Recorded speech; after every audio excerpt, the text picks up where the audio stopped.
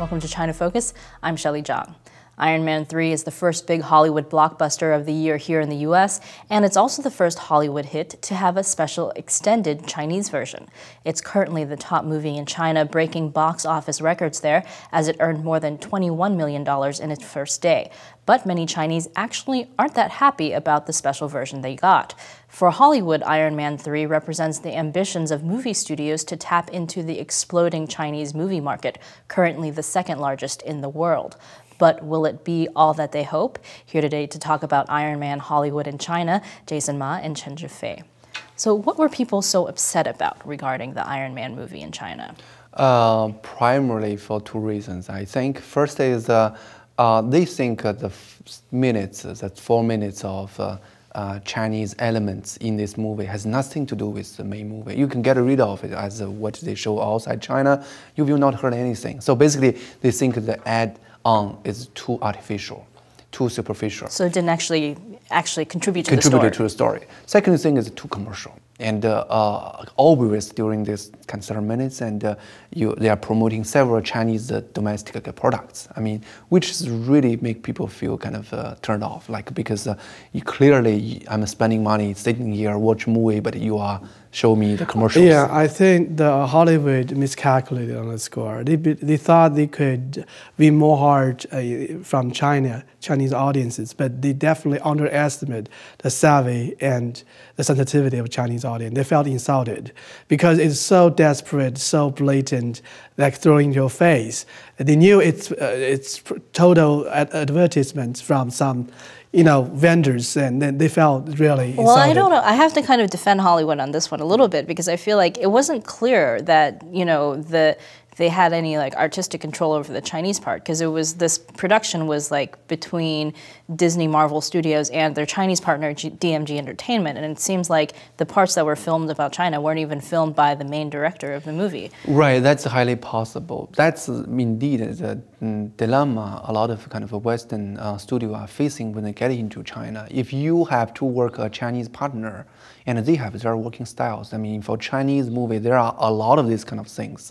In China, making movie, the money at the kind of ticket box is one small income. Another big thing is a lot of the small commercial things inside the movie, like start drinking something. Right, product placement. I mean, you have product placement in Western movies as well, but it might not be. But it's not so obvious, so kind of dominant in the movies. I mean, so basically, I guess it hurt the brand, at least in China. So ordinary people don't think separate. Oh, that's shot by the Chinese partner. That's shot by the Hollywood. I suspect that the censorship might have some role to play, or some extra grant in this whole saga, because as we know, it's very tightly chased, competitive playing field when it comes to selecting foreign movies. Chinese audience will only allow 34, and before 2010 or 11, they only have 24. Now it has expanded a little bit. But so you can see the level of competition. So by inserting certain Chinese elements there, probably will make it easier to pass the approval of the censors. Right. That's exactly the reason they kind of get into this Chinese partnership. They don't really need their money. They just need this partnership so that they can get around the quota, and then by putting into 2 Chinese stars to have another appealing factor to the Chinese audience. So every decision is a commercial decision. But at the end of thing, I think the Hollywood studio lose in 2 ends. One is by adding this kind of Chinese elements, it's not appealing to Chinese audience, and they are somewhat hurt their brand in China because they feel you are so commercial, like Chinese movie. They don't like. The second thing is basically Chinese government have this rule. What's their purpose? Their purpose is not like make sure you make money. They make sure they can have their own homegrown Hollywood. They need to learn all the technique from you. Well, like Shelley, I have to be a little bit apologetic or defensive for Hollywood. Again, they're caught some kind of in a bind, because if you look at Hollywood production with Chinese themes or Chinese elements in the 1990s, they were all banned in China. You had what, Candon? You have 7 years in Tibet, Red Corner. Those were very political movies. Those were very critical exactly of the Chinese government. Hollywood found to tap into ever-growing Chinese market. It's just overtaken Japan as second market. It was projected by the end of the century, not century, by the end of this decade, they will surpass American #1 market. That's quite a lot, because right now the North American market is more than 10 billion. They're getting like 3 billion right now. So by the end of the decade, we're talking about those migrant laborers. They really have nothing to do but this as a main primary entertainment. So Hollywood is forced to pay attention to this market, and the politically themed movies will not work. Then what else can you do? Right. But of course, I mean, they are kind of commercial companies. They probably talking about shareholder kind of value. So basically, I'm not blaming them, but I'm saying like in the long run, maybe they are hurting them because. As I said a moment ago, I mean, when the Chinese finally have the ability to produce this whole thing, and probably you are in the losing end. It's just like the IT company, Nokia, Motorola. When they at the very beginning they want to get into Chinese market, so they invest so much and put their research lab in China. At the very beginning, they made money, but China quickly learned everything. So right now they produce all kind of cheap cell phones, and even the low-end cell phone Nokia in China is no longer popular anymore. So basically, I think the point is China is always a production place. Consumption is at a very beginning stage. Soon they will be self-sustained. Soon they will begin to export. Well, I think there is a parallel between Hollywood and Nobel Prizes. That's, I think, is a little probably instructive, in this whole incident, because Chinese people crave for Nobel Prizes. In the scientific field, they knew they were behind. So naturally, the eyes fell on a literature prize. They had Gao Xinjian, but Gao Xinjian didn't come because it was taboo. He was overseas. He was French, and the value system was very much at odds with the one preferred by the regime. So they had Mo Yan last year, and then they really sort of bragged about it. And now the eyes of the regime and the propaganda officials, including those censors, fell on the Hollywood movies prize, Oscar. And Zhang Yimou used to be pretty close, but somehow he was turned back.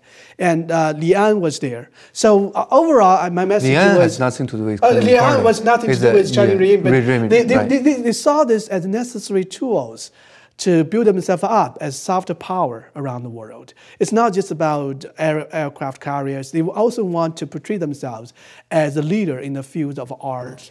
So you're talking about the soft power thing, Soft power thing, and they found that it's very hard to get Oscar prizes directly with their own internal power. So they want to get around collaborating with Hollywood. So that's a traditional thinking of Chinese. They thought that could make it easier. It's very interesting you bring up this point, because recently, we're talking about Iron Man 3. It's not the first Hollywood collaboration to do it this way. And recently, there was announced that DreamWorks is going to work with a Chinese production studio. Actually, they're going to work with a Chinese film group, which is state-run. Right. And they're going to make a movie called Tibet Code, right, which is based on these popular novels in China, like about 9th century Tibet. They're saying, oh, it's an Indiana Jones movie. So on one side, you have Jeffrey Katzenberg from DreamWorks saying that, this is going to be completely non-political. We're just talking about a good adventure story. And then you have the guy from the China Film Group talking about how this is an opportunity to spread Chinese morals and Chinese, Chinese civilization, whatever. Right, so they're talking about two different things here. Right, of course. I mean, that's obvious. Like Western kind of these studios, they are trying to make money. I mean, basically, everyone knows everything in their brain is about money. And but those kind of people in China, they are state-run. The #1 job for them is propaganda. Basically, it's more like show the soft power of China. And so basically, when they join together, and that's the natural production over there. And you have no other kind of... Well, do you think this can be successful? I don't know how the Western media say it. I mean, if the kind of Western audience will kind of read it, because if they can make it very much like a kind of a normal kind of big action movie, so that you just appealed by the action, appealed by the special effect. So for that sense, probably people can accept it. But the most dangerous thing is the kind of the thinking, the idea inside it. Right? How much the Chinese regime can add their thinking, their way of look at the world into the movie. Like, there is a movie directed by Zhang Yimou called Hero, and that's kind of a totally Chinese-dominated kind of movie. But the movie, the elements, the key idea in the movie is very dangerous. Basically, they are talking about there is some reasonable thing for dictatorship to exist.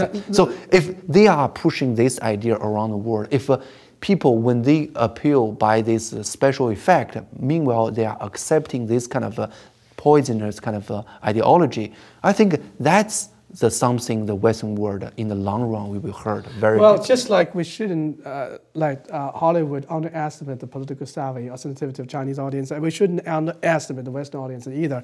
I think what the Chinese government authority is trying to do will doomed to fail, to answer your question, Director Jason, because I thought they are trying to replicate the efforts domestically, at the world stage. Domestically, I mean they have successfully gagged directors of Zhang Yimou, because Zhang Yimou used to produce such great movies like Red Saga, Raise the Red Lantern. To Live. To Live was probably the most powerful criticism of Cultural Revolution based on personal story of family. Banned by Chinese government. Yeah, banned by Chinese government. Now what you're looking at, Hero and those very soap opera type movies. He did The Flowers of War recently. Exactly. Yeah. So they actually thought they were so successful doing domestically, so that they want to expand it overseas. They thought they can also co-opt Hollywood into their army to do the service. But I don't think it will be as easy as... that will be the kind of like what China wants to do overseas, or the Chinese officials want to do overseas. What about what Hollywood wants to do in China? Like ultimately success or failure? I guess at the very beginning, they will be successful, and because it's all the action, everything is kind of appealing to the Chinese kind of people. But once they are losing the Western ideology in their movie, they are so close to what CCP is kind of sending propaganda to the Chinese people, they will lose their most appealing part, which is the essence of all this spirit of those Western movies. And then gradually Chinese people may kind of... so even by kind of trying to make it more appealing to what they think will be more appealing to a Chinese audience, they could be hurting themselves. Right, they lose the spirit. They will backfire, because I admire those people who made those movies in the 90s that really offer a real, actual glimpse into the Chinese society, even though they were banned by Chinese authority. Because these are clear, hard evidence of your political stance. When Chinese people want democracy, freedom one day, when looking back, they saw those movies supported by Hollywood that dress up the image of the debunked regime, you can feel what kind of sentiment they would have. Well, thanks both of you for coming and discussing this topic with us today. And thanks for watching. For more on this and other issues in China, join us at ntd.tv.